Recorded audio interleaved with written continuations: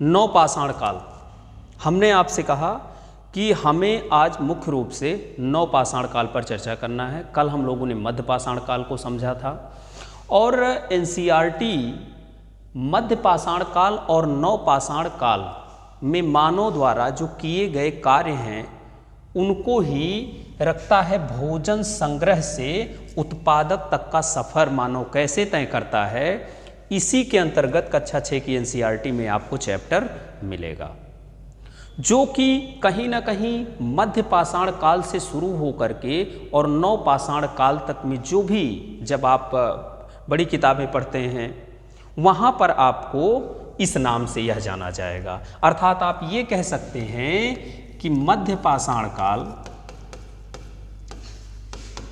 से लेकर के और नवपाषाण काल तक के बीच की जो स्थिति है वह एक शब्दों में रखा गया है एनसीईआरटी में, भोजन संग्रहण से उत्पादक तक। यहाँ ध्यान में रखना है हमें। एक बात और यहाँ थोड़ा समझिएगा कि इस चैप्टर में मुख्यतः 3-4 प्रश्न बहुत बेसिक रखे गए हैं, जैसे शुरुआती मानव द्वारा प्रयोग में लाई गई कौन कौन सी फसलें थी। मैं यहीं पर इसको स्पष्ट कर दे रहा हूँ, यानी प्रारंभिक मानव कौन कौन सी फसलों का उपयोग करता था, कौन सी फसलों का उपयोग करता था, जो कि हम कल पढ़ चुके हैं पाषाण काल में, यानी जो मध्य पाषाण काल वाली स्थिति है इसमें हम कल पढ़ चुके हैं इसको। दूसरा प्रश्न है, कृषि तकनीक में मानव ने किस तरीके से परिवर्तन किया। कृषि तकनीक या तकनीकी में परिवर्तन, अभी कैसे ये प्रश्न यहाँ से निकल करके आएंगे या आंसर उसका कैसे आएगा अभी आप देखिएगा। प्लीज़ आप लोग माइक ऑफ रखिए और टाइम से आया करिए, ठीक। इसके अलावा पशुपालन और मानव द्वारा उसका उपयोग, पशुपालन तथा मानव द्वारा उसका उपयोग। तीसरा प्रश्न है। अंतिम प्रश्न ये है कि यहाँ पर थोड़ा सा आपको देखना है कि कौन कौन से ऐसे क्षेत्र रहे हैं जहाँ पर हमें मानव के निवास के साक्ष्य मिले हैं, अर्थात क्षेत्र जहाँ से हमें मानव के अस्थायी निवास के साक्ष्य मिले हैं। अब एक चीज़ यहाँ पर आपको समझ में आ गया होगा कि हमने कल जो पढ़ा था या कल जो समझा था उसके तहत आपको मोटी मोटा यहाँ से उसके उत्तर दिखते हुए नज़र आ रहे होंगे जो हम लोगों ने कल पढ़ा था। जैसे हम लोगों ने कल पढ़ा था कि मानव ने किस तरीके से प्रारंभ में फसलों का उपयोग करना शुरू किया है, इसके अतिरिक्त कृषि में किस तरीके से तकनीकी का उपयोग वो कर रहा है, अर्थात कृषि की शुरुआत हो रही है। हम लोगों ने कुछ प्लेस के बारे में कल पढ़ा था, याद होगा आपको। इसके पश्चात मानव ने पशुपालन आखिर क्यों शुरू किया या मानव ने पशुपालन की शुरुआत कैसे की। 2 प्रश्न हैं, क्यों किया, कैसे की। इसका आंसर भी हम लोगों ने कल ढूंढने का प्रयास किया था। इसके अतिरिक्त कि मानव कहाँ कहाँ निवास करता था इसके बारे में भी हम कल समझ चुके हैं। लेकिन याद रहे हम लोगों ने जब मध्य पाषाण काल पढ़ा था तो मध्य पाषाण काल में उतना आपको जानकारी नहीं मिल पाएगी कि मानव ने किस तरीके से फसलें उपयोग में लाया या कृषि तकनीक और या अन्य चीज़ पशुपालन या निवास। उस चीज़ का हम पूरा का पूरा यहाँ विश्लेषण करेंगे नवपाषाण काल में। देखिए मैं बार बार कह रहा हूँ जोड़ने का प्रयास करिएगा और जो क्लास के पश्चात 1 घंटे की क्लास होगी उसके पश्चात जो 50 प्रश्न हैं वो जितना हमने पढ़ाया है उसी से प्रश्न है, उसके बाहर नहीं हैं।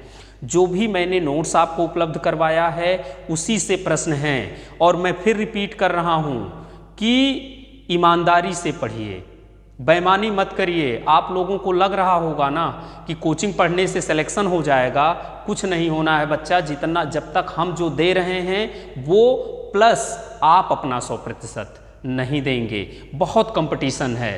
मैंने वही कहा ना कि मैं प्रतिदिन प्रश्न क्यों देता हूं कुछ एक्स्ट्रा आप लोगों को, ताकि आप उस चीज को ढूंढिए। ज्योग्राफी में आप पिछले 5 वर्षों के प्रश्नों को उठा लीजिए, चाहे वो स्टेट पब्लिक सर्विस कमीशन हो या यूनियन पब्लिक सर्विस कमीशन हो, आपको इस क्षेत्र से बहुत सारे प्रश्न मिलते हुए दिखाई देंगे। तो आखिर हम प्रयास कर रहे हैं ना, आप उसको सोचने का प्रयास ही नहीं कर रहे हैं, काम नहीं कर रहे हैं। मैंने शुरुआत में कहा कि 2 लोगों को छोड़ करके बाकी किसी ने भी आंसर उसका नहीं दिया, तो मेरे ऊपर कोई प्रभाव नहीं पड़ेगा।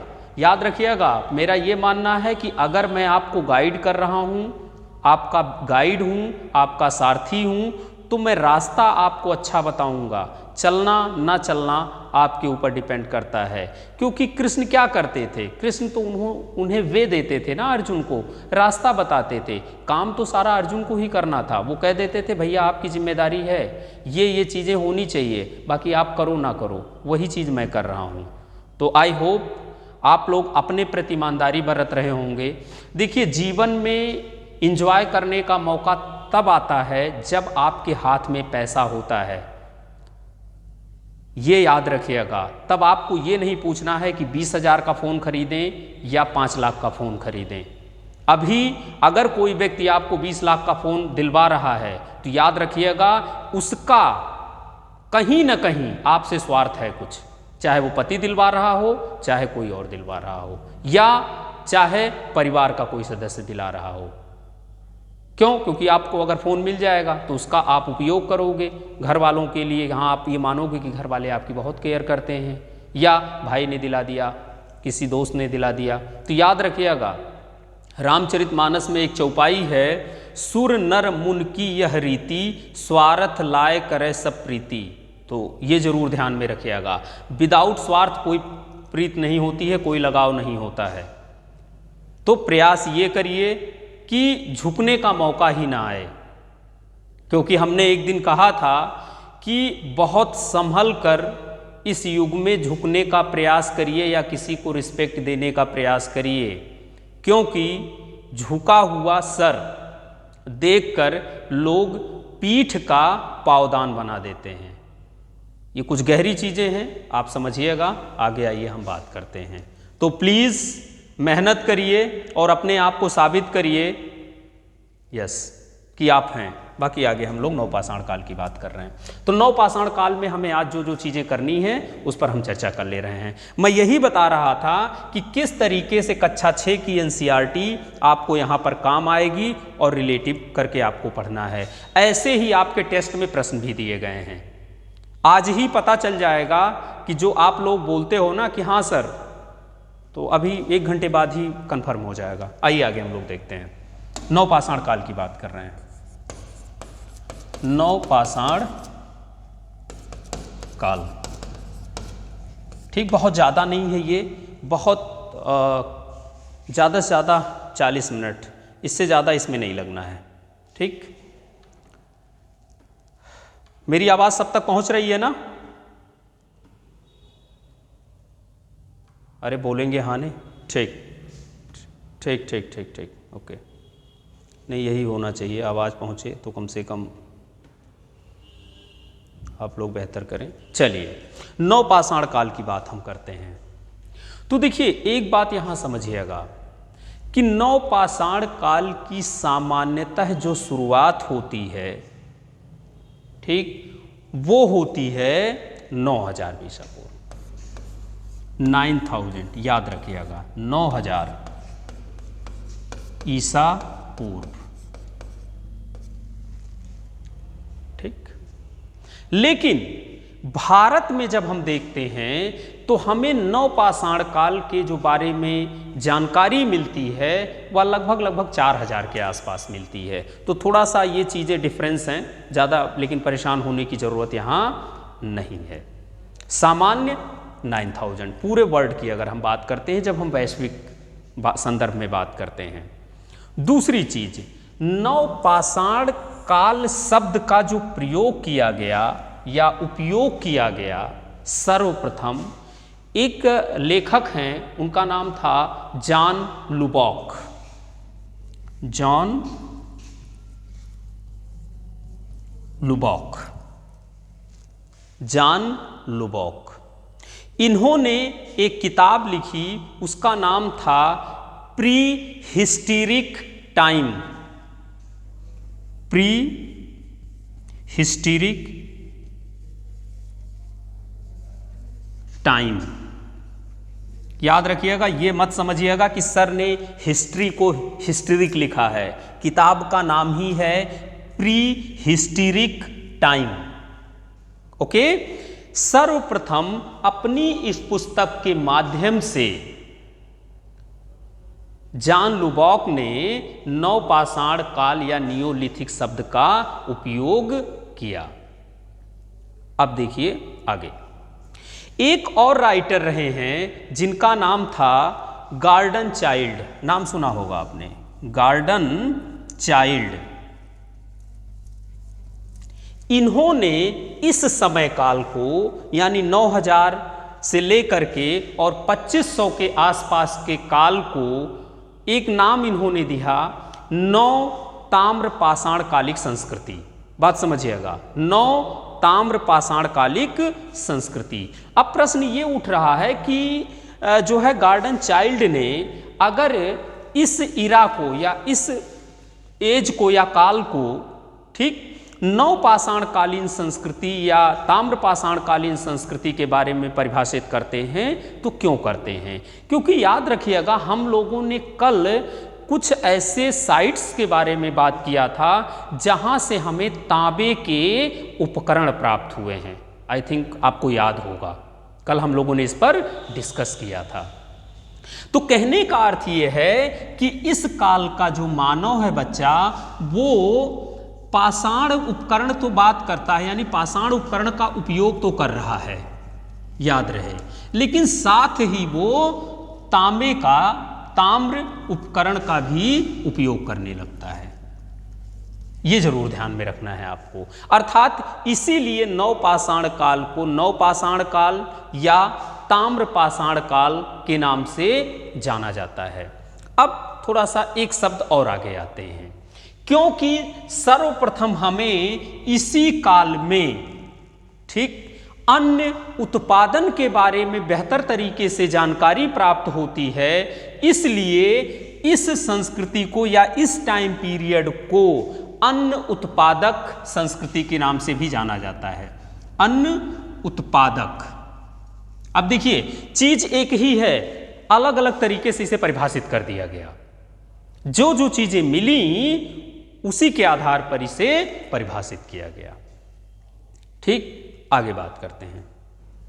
हमने आपसे कहा कि नवपाषाण काल, तो देखिए नवपाषाण काल में मुख्य रूप से 4-6 ऐसी साइटें हैं जिनके बारे में हमें पढ़ना है और समझना है।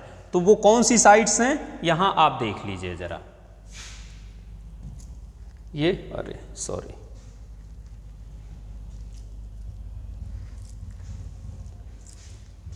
ठीक, नवपाषाण काल की जो साइट्स हैं उनको आप देखिए, ये हैं, दिख रहा होगा आप लोगों को, दिख रहा है या नहीं दिख रहा है?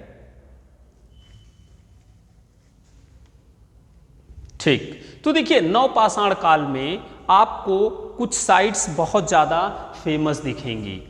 ठीक, अब इसके अतिरिक्त कुछ और, इसमें कुछ ऐसी साइट्स हैं जो नवपाषाण काल की हैं, कुछ ऐसी साइट्स हैं जो नवपाषाण काल के पहले की हैं। ठीक, तो ये जरूर ध्यान में रखिएगा। हालांकि मैंने नोट्स में आपके उपलब्ध करवाया है आप लोगों को, लेकिन इसे जरूर ध्यान में रखिएगा क्योंकि हो सकता है ये कभी आपसे पूछ लें। ठीक, तो कहने का मतलब ये है कि ये साइट्स रही हैं, इनको ध्यान में रखिएगा। अब आइए हम अपने मेन मुद्दे पर आते हैं। जब हम बात करते हैं नवपाषाण काल की, तो नवपाषाण काल के बारे में यह कहा जाता है कि यह एक तरीके से अपने आप में विशेष रहा है। विशेष क्यों रहा है, आइए इसको हम अब लोग देखते हैं। तो कहने का अर्थ ये हो रहा है कि पहला हमने आपसे कहा, यहां पर ध्यान से समझिएगा, हमने आपको बताया बच्चा कि अन्न का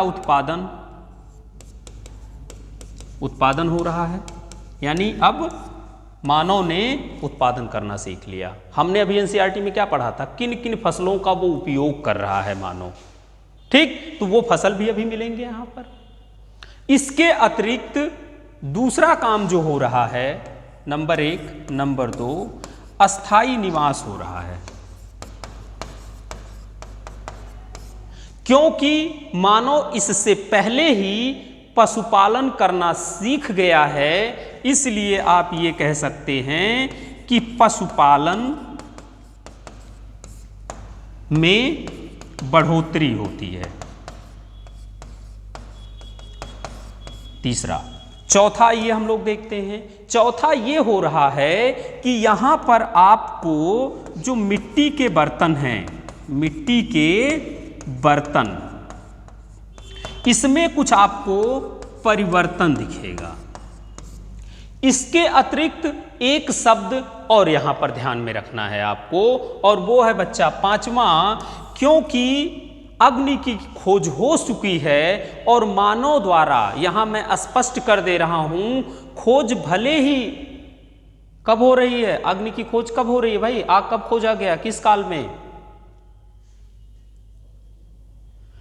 ठीक, मध्य पाषाण काल में अगर आग को खोज लिया गया, लेकिन याद रहे कि उपयोग उसका बड़े स्तर पर मानव द्वारा नव पाषाण काल में ही किया जा रहा है। आई रिपीट अगेन, खोजा भले वो मध्य पाषाण काल के आसपास गया हो, लेकिन उपयोग उसका सर्वाधिक उपयोग कब हो रहा है, नव पाषाण काल में, अर्थात मानव अग्नि का व्यापक उपयोग कर रहा है। ठीक, पहले शुरू में क्या करता था, वो मांस को भूनने का उपयोग करता था या सिक्योरिटी को लेकर के वो काम करता था, अग्नि का उपयोग करता था, लेकिन यहां पर आप खाने के लिए उपयोग कर रहा है अग्नि का, सिक्योरिटी तो एक अलग मुद्दा है ही है। इसके अतिरिक्त याद रखिएगा, अब आपको पके हुए मिट्टी के बर्तन भी दिख जाएंगे, अर्थात मानव अग्नि का प्रयोग या आग का प्रयोग क्या कर रहा है, मिट्टी के बर्तन को पकाने के लिए कर रहा है। ओके, इसके अतिरिक्त आपको इस काल में चाक द्वारा निर्मित मिट्टी के बर्तन दिखाई देंगे। आप ये कह सकते हैं कि बहुत ज्यादा इसने अपने आप को चेंज कर लिया शुरुआती से लेकर के अभी तक। क्लियर हुआ ये शब्द या नहीं हुआ, जो अभी मैंने बोला है ये चीजें दिमाग में गई ना, बोलना ठीक, ओके। अब आइए थोड़ा सा आगे हम बात करते हैं। मेन मुद्दा है इसका जो यहां पर देखना है वो ये है बच्चा कि इसका विस्तार कहां कहां रहा है। ध्यान से समझिएगा इसका विस्तार, यानी किन किन क्षेत्रों में यह फैला हुआ था, कौन सा, नवपाषाण काल। ठीक, तो हम लोग शुरुआत उत्तर से करते हैं, यानी नॉर्थ से करते हैं, यानी यहां से कर लेते हैं, ऊपर वाला क्षेत्र है। ठीक, देखिए यहां एक बात समझिएगा कि उत्तर क्षेत्र में जब हम जाते हैं तो मिलता कहां है, एक जगह है लद्दाख, नाम सुना है ना, अरे लद्दाख तो सुना होगा। वहां एक स्थान है गियाक, गियाक, यहां से क्या है, नवपाषाण कालीन संस्कृति के अवशेष मिलते हैं, अंडरलाइन कर लीजिएगा, गियाक, लद्दाख। क्लियर। अब लद्दाख के जस्ट बगल में आप आइए, कौन सा स्टेट होगा, जम्मू कश्मीर। याद रखिएगा अब तो वो क्या हो गया है, यूटी हो गया है, अर्थात वह संघ शासित प्रदेश हो गया है। तो यहां पर अब नीचे आ जाइए, कहां, जम्मू कश्मीर में आइए। जम्मू कश्मीर में 3 ऐसे स्थान हैं जहां से हमें नवपाषाण कालिक स्थल के बारे में जानकारी मिली है। नंबर 1 है बच्चा, याद रखिएगा बहुत महत्वपूर्ण है, बुर्ज होम। बुर्ज होम नंबर 1।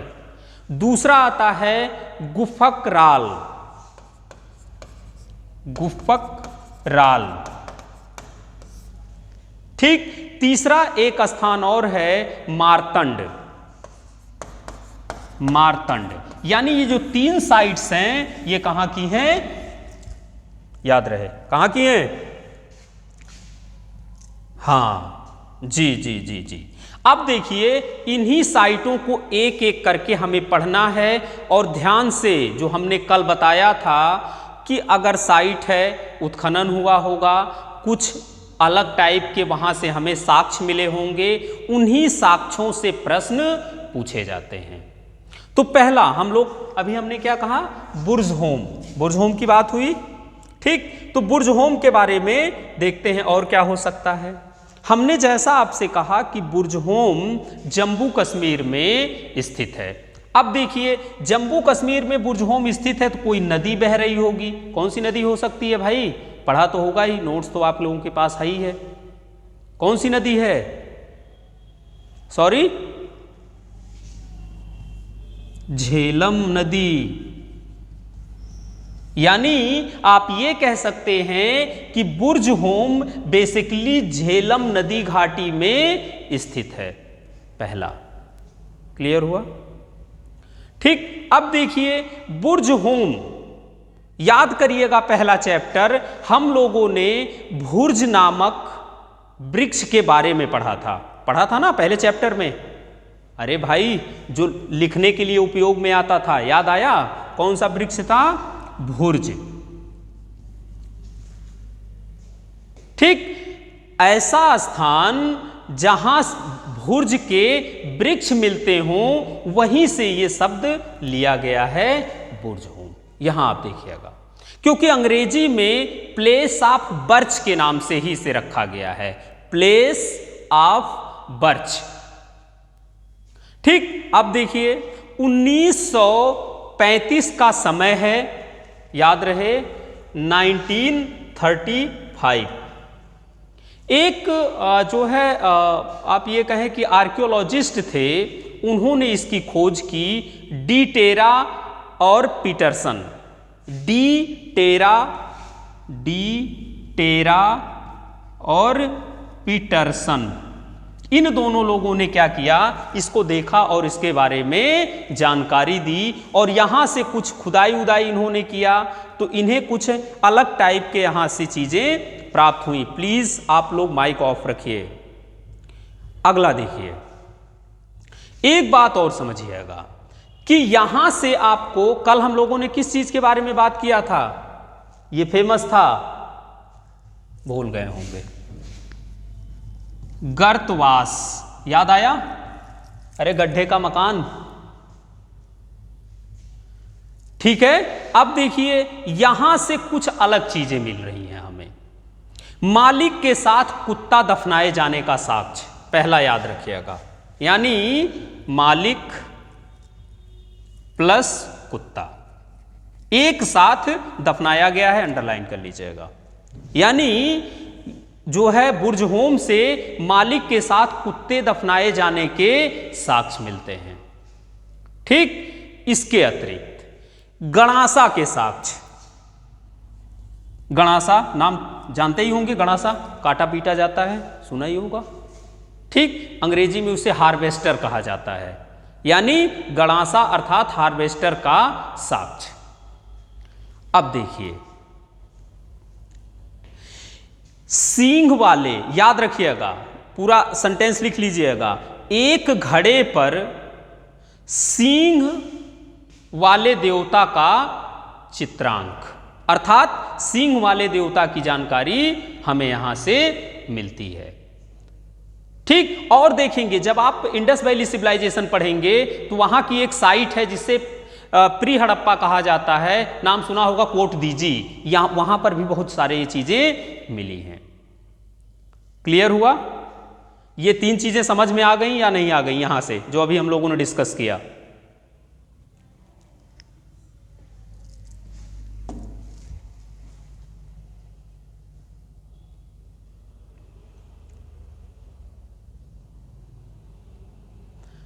उसके बाद मैंने बोला है कि जब हम सिंधु घाटी की सभ्यता पढ़ेंगे वहां पर सिंधु घाटी सभ्यता के प्रारंभिक स्थलों में से एक है जिसका नाम है कोट दीजी। कोट दीजी, यहां से भी इस तरीके की मूर्तियां प्राप्त हुई हैं या आकृति मिली है। क्लियर? नेक्स्ट आइए अगला, गुफकराल। गुफकराल, इसके बारे में देखिए फटाफट। देखिए जब गुफकराल की बात करते हैं तो A.K. शर्मा द्वारा इसको खोजा गया या खुदाई कराई गई। A.K. शर्मा, पहली बात। जो है गुफकराल का जो शाब्दिक अर्थ होता है यह माना जाता है कुम्रहार की गुहा। कुम्रहार की गुहा, आई रिपीट अगेन, कुम्रहार की गुहा। गुफक जी,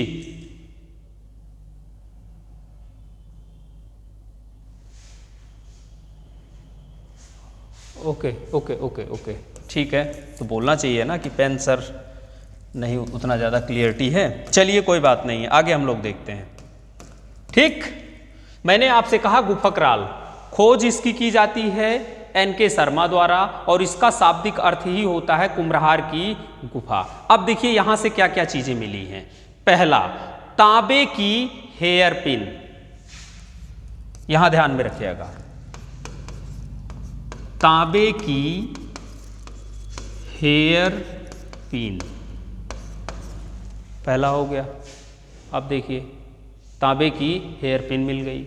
अब देखिए एक बात और कि अरे सॉरी, तांबे की हेयर पिन की जब बात करते हैं तो इसके अतिरिक्त एक चीज और ध्यान में रखिएगा, जो आपको गुफकराल से दिखाई देगा यही आगे चल करके याद रहे हड़प्पा से भी तांबे की आपको पिन दिखाई देगी। वह उसका स्थान का नाम था चन्हूदड़ो, याद रखिएगा, आगे आप पढ़ोगे। यानी ये भी समानता दिखाई देती है। इसके अतिरिक्त हड्डी की सुइयां, हड्डी की सुइयां मतलब कपड़े उपड़े सिलने के लिए। अब देखिए हड्डी की अगर सुई मिल गई तो जाहिर सी बात है कि सिला जा रहा होगा, यहाँ के लोग कपड़े सिले हुए पहनते होंगे, तभी तो सुई की आवश्यकता है, नहीं तो फिर सुई की क्या जरूरत थी। इसके अतिरिक्त सिलबट्टे का साक्ष्य, अर्थात यहां पर पीसने और कूटने या अनाज को लेकर के साफ सफाई का भी काम होता था। ठीक, अब देखिए यहां से जो कुछ फसलें मिल रही हैं उनके बारे में। पहला जौ अर्थात यो, पहला गेहूं, दाल इत्यादि के साक्ष्य। इसके अतिरिक्त हंसिया, तकली, छेद वाली सुई, ये सब यहीं से प्राप्त हो रहे हैं। क्लियर हो गया, ये इसके साक्ष्य थे। ठीक, अब थोड़ा सा आगे और देखते हैं अगला स्थिति क्या है, उसके बारे में भी बात कर लिया जाए, जो कि बहुत फेमस है, उस पर भी चर्चा किया जाए।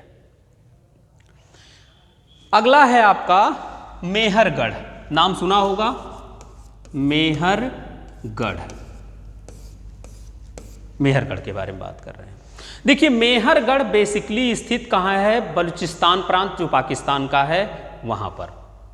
ठीक, नदी वहां बहती है बोलन, रिवर कौन सी है, बोलन नदी। क्लियर, इसे जो खोजने का काम किया गया, अगर इच्छा हो तो लिख लीजिए, नहीं तो कोई जरूरी नहीं है। इसकी जो खोज करता थे ये कोई ब्रिटिशर्स नहीं बल्कि एक फ्रांसीसी पुरातत्वविद था, उसका नाम था जे फ्रांसो जैरिज। तो उसका कोई मतलब नहीं है, 1975 में ये खोजा जा रहा है। ठीक, अब देखिए एक बात कि ये क्यों फेमस है मेहरगढ़। सबसे बड़ा मुद्दा यही है कि आखिर मेहरगढ़ को इतनी प्रसिद्धि क्यों मिल रही है।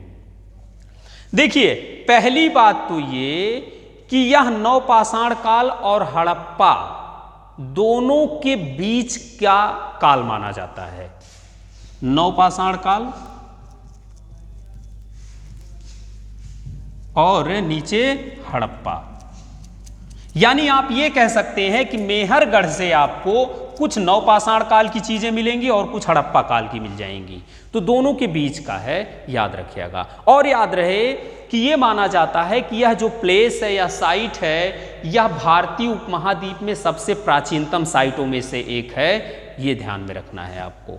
अगला, अब देखिए यहां से क्या क्या प्राप्त हुआ है, यही कई बार पूछा गया है। पहला, यहां से कृषि के साक्ष्य, कृषि में गेहूं, जौ, अंगूर और कपास, यहां पर आपको ध्यान क्या रखना है, कपास। पहली बार यहीं से आपको कपास दिखेगा, इसके अलावा और कहीं से आपको कपास के साक्ष्य नहीं मिलेंगे। ठीक, कहने का अर्थ यह है कि एशिया में जौ की खेती किए जाने का भी ये प्राचीनतम साक्ष्य हमें यहां पता चलता है। तीसरी चीज, पहली बार भारतीय उपमहाद्वीप में हंसिया यानी फसल को काटने के लिए हंसिये का उपयोग भी सर्वप्रथम कहां दिखेगा आपको, मेहरगढ़ में ही दिखेगा। ठीक, इसके अलावा चाक पर बनाए गए मिट्टी के बर्तन का जो सर्वप्रथम हमें साक्ष्य मिलता है वो मेहरगढ़। क्लियर हो गया। इसके अतिरिक्त यहां से आपको स्यानगार अर्थात आप ये कहें अन्नागार पहली बार आपको दिखाई देगा, कहां से, मेहरगढ़ से। ठीक, अब थोड़ा सा और यहां कुछ चीजें हैं वो भी देख लेते हैं। जो मेहरगढ़ है, मेहरगढ़ के बारे में जब हम बात करते हैं तो यहां के क्षेत्र को काफी उपजाऊ माना जाता है। एक जो है नाम सुना होगा आप लोगों ने, कोची का मैदान, ये पूरा का पूरा याद रखिएगा बहुत फर्टाइल लैंड है, इसे रोटी की टोकरी कहा जाता है। ठीक, इस क्षेत्र को यानी जहां पर ये मेहरगढ़ स्थित है, इस पूरे के पूरे क्षेत्र को। क्लियर। आगे देखिए और क्या क्या चीजें यहां से दिखाई दे रही हैं या मिल रही हैं, उसको थोड़ा सा समझ लिया जाए। देखिए, हमने आपसे कहा कि ये पूरे क्षेत्र को रोटी के जो है टोकरी के नाम से जाना जाता है। मेहरगढ़ से भी तांबे का प्रयोग अच्छे खासे रूप में दिखाई देता है, यानी तांबे का उपयोग बहुत सारा यहां किया गया है। इसके अलावा हड्डियों से निर्मित आपको मूर्तियां भी यहां मिलेंगी, अर्थात आप ये कहें कि यहां की मूर्तियों पर नक्काशी की गई है सुई से। ठीक, इसके अलावा आपको कुबड़ वाला वृषभ दिख जाएगा, कुबड़ वाला जो बैल होता है यानी उसी, वो भी मिल जाएगा। यहां से आपको एक कारीगर की कब्र भी दिखाई देगी, वो भी देख लेते हैं। इसके अतिरिक्त आगे जब हम बात करते हैं तो यहां से आपको 16 छुरियां मिलेंगी, नामांकित मुहर मिलेगी, मतलब एक मुहर मिली है उस पर कुछ नामों का अंकन हुआ है, ये भी यहाँ से प्राप्त हुई है।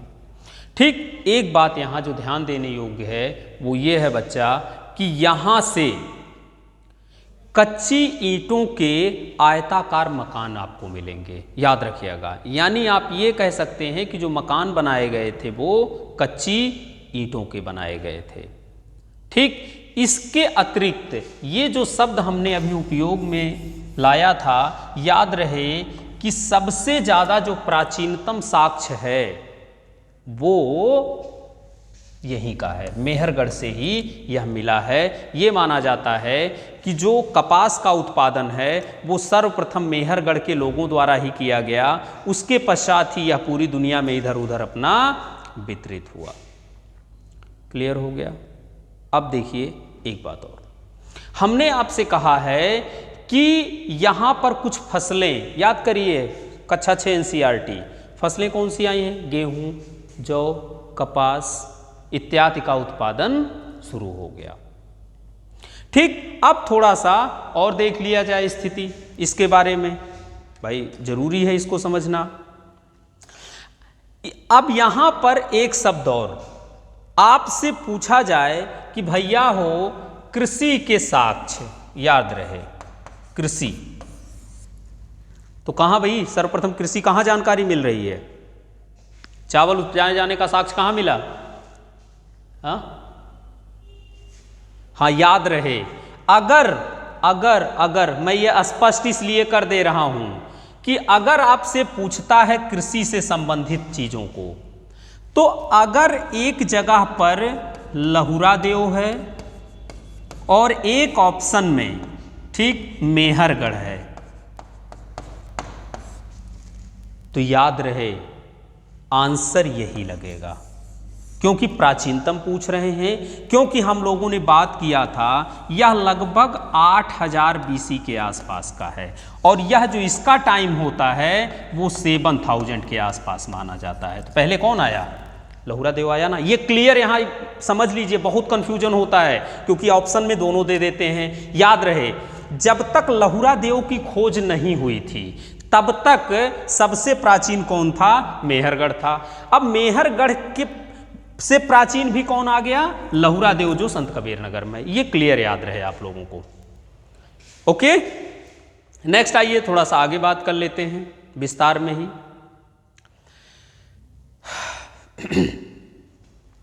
आगे देखते हैं मध्यवर्ती क्षेत्र में। मध्यवर्ती क्षेत्र यही वाला जो हम लोग कल डिस्कस कर रहे थे। देखिए मध्यवर्ती क्षेत्र में 3-4 जगहें बहुत आपको दिखाई देंगी। ठीक, इसमें आएगा कोलडिहवा, याद रखिएगा। क्या? कोलडिहवा, हालांकि ये गलत है लिखा। ठीक, इसके अतिरिक्त एक और आपको मिलेगा महगहा। महगहा, ठीक, एक साइट और है जो बहुत महत्वपूर्ण है। ठीक, पंचोह। पंचोह, ये जो 3 साइट्स हैं ये बहुत महत्वपूर्ण हैं, याद रखिएगा, और इसे हमें समझना है। क्यों समझना है? आगे देखते हैं। कोलडिहवा की बात कर रहे हैं तो याद रखिएगा जो कोलडिहवा है ये बेलन नदी घाटी के क्षेत्र में स्थित है। बेलन नदी घाटी क्षेत्र कहाँ है ये? बेलन नदी घाटी भाई किस जगह पर है? नहीं बोलना।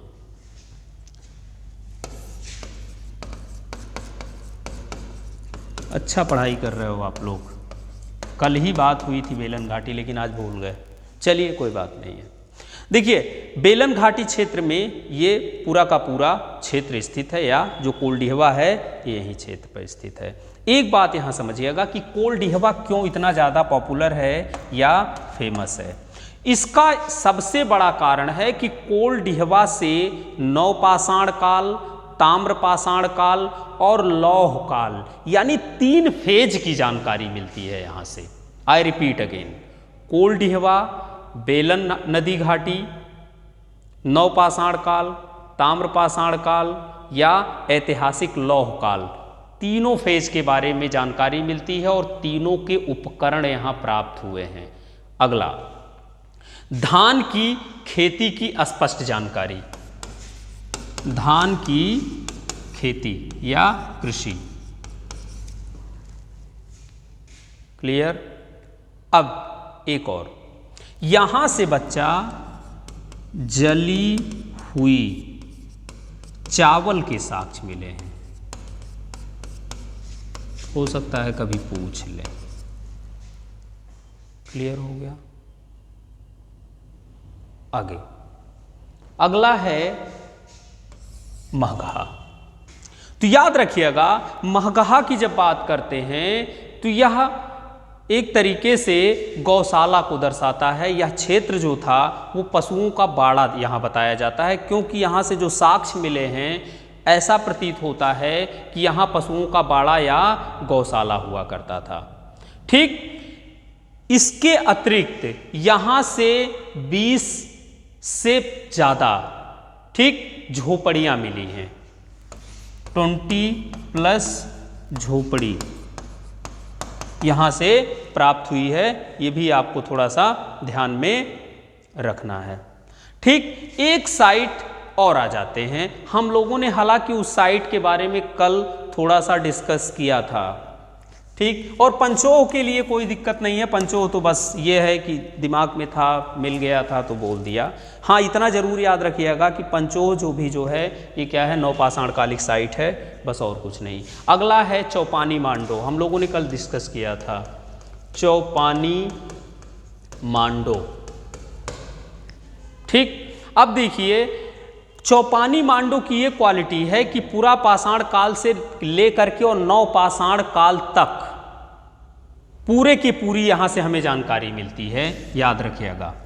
फिर से बोल रहा हूँ, रिपीट कर रहा हूँ, चौपानी मांडो से पूरा पाषाण काल से लेकर के और नव पाषाण काल तक के बारे में जानकारी मिलती है।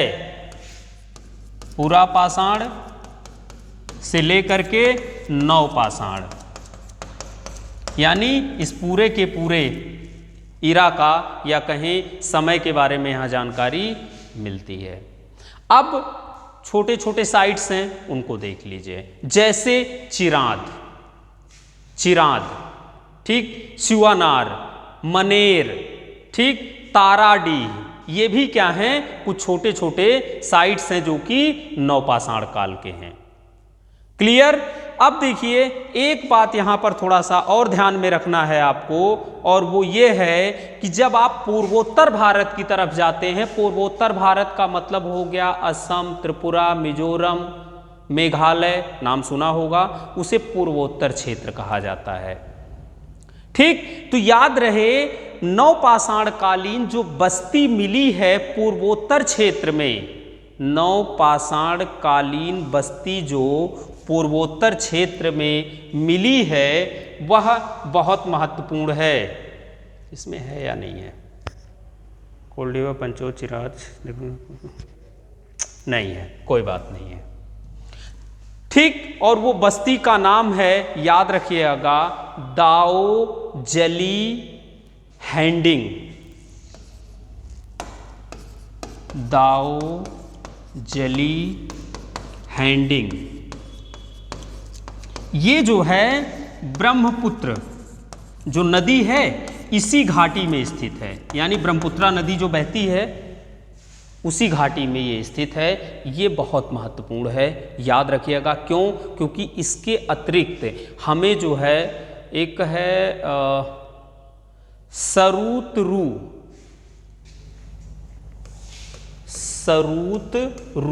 ये भी साइट्स है जो कि यही ब्रह्मपुत्रा के क्षेत्र में स्थित है। लेकिन स्पष्ट जानकारी जो हमें मिलती है दाओ जली हैंडिंग से मिलती है कि यह नवपाषाण कालिक स्थल था।